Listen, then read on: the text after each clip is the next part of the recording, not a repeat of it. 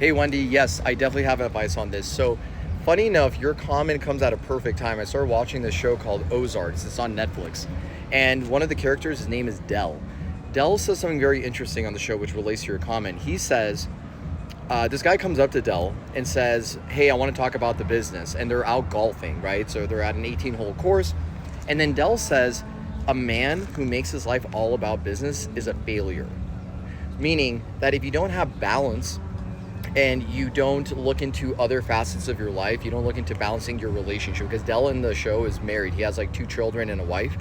But even though he's super all about his business, he still makes it about understanding who he is and being able to like work with like everybody.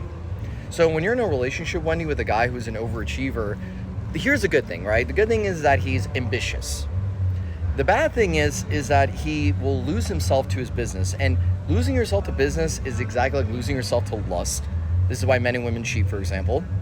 Another one could be losing yourself to drugs and alcohol, losing yourself to like where you only socialize, for example, and you don't like, let's say, self-educate yourself. So there's so many ways, Wendy, that a man can lose himself.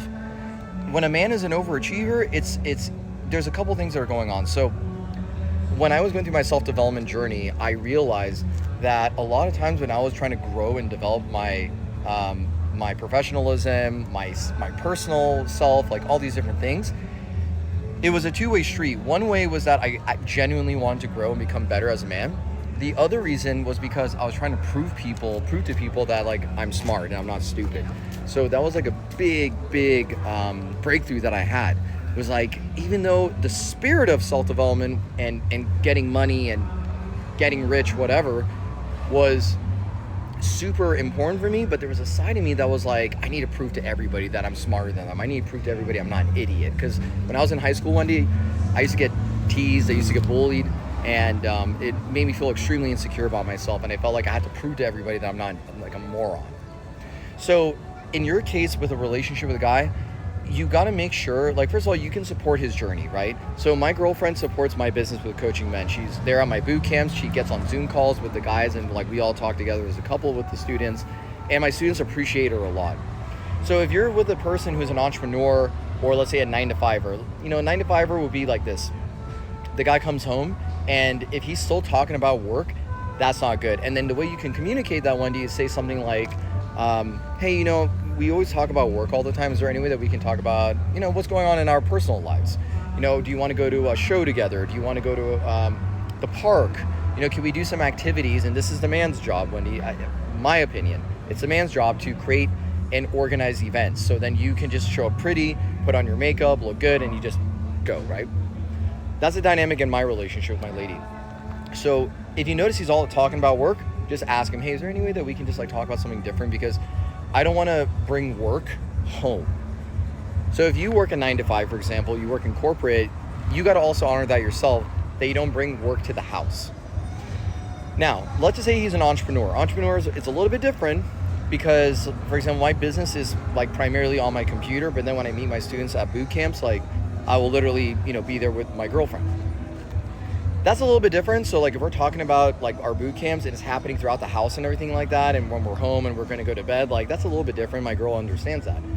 Now the way I do it personally is throughout the day I'm on business calls, I'm taking sales calls, I'm making content like this, for example, helping you out, and I'll talk to my girl about it, and I'll say, oh my god, baby, like I helped this girl named Wendy, she asked this question, and I give her my response, and I want to show you the video. What are your thoughts on this, right?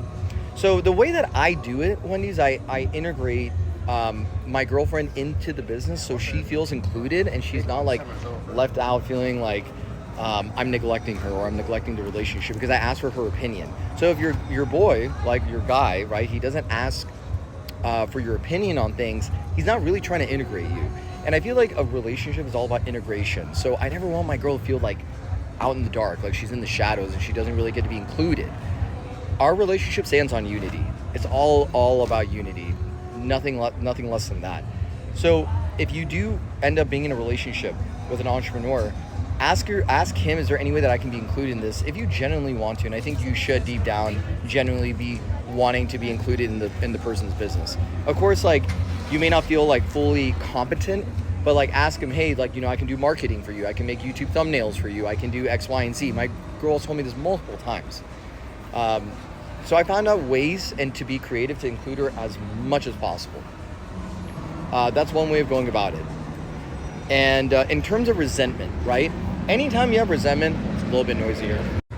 Okay, a fire truck was passing. So anytime you have resentment, the one thing you got to keep in mind, Wendy, is that when you're having it, just communicate and be honest. Be honest. Just tell the guy, like, let's just say his name is Johnny, right? Like, hey, Johnny, I want to let you know that I really appreciate all the work you put in to provide for our relationship, and I can tell you're really all about your purpose and going above and beyond to make sure that you're fulfilled in who you are. I do want to just bring up my 2 cents because I do believe a relationship is like, it's a man and woman, right? I want to be included. I want to feel like I can share my opinion. I have some resentment towards you because I feel like you're not acknowledging me. I don't feel like you're going into lengths to like try to help me out or try to hear my opinion or make me feel like I'm heard, acknowledged altogether. And when you do that and communicate like that, what you're doing is being very precise and very direct with your rhetoric and your language. So then the guy will be forced to be authentic, because what you're saying is authentic. If that is like truly how you're feeling based on what I'm projecting.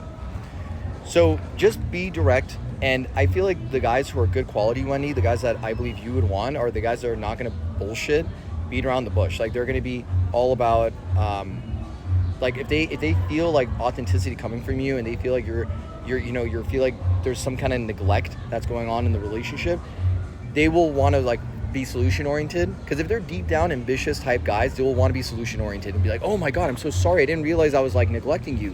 No, Wendy, like I'm here for you, right? Like if you hear responses like that, that's good. But if you hear defensiveness like, oh, what are you talking about? If they give you that kind of attitude, that's not a guy you want to be with. Hope that helps. Let me know. Thanks again for the comment.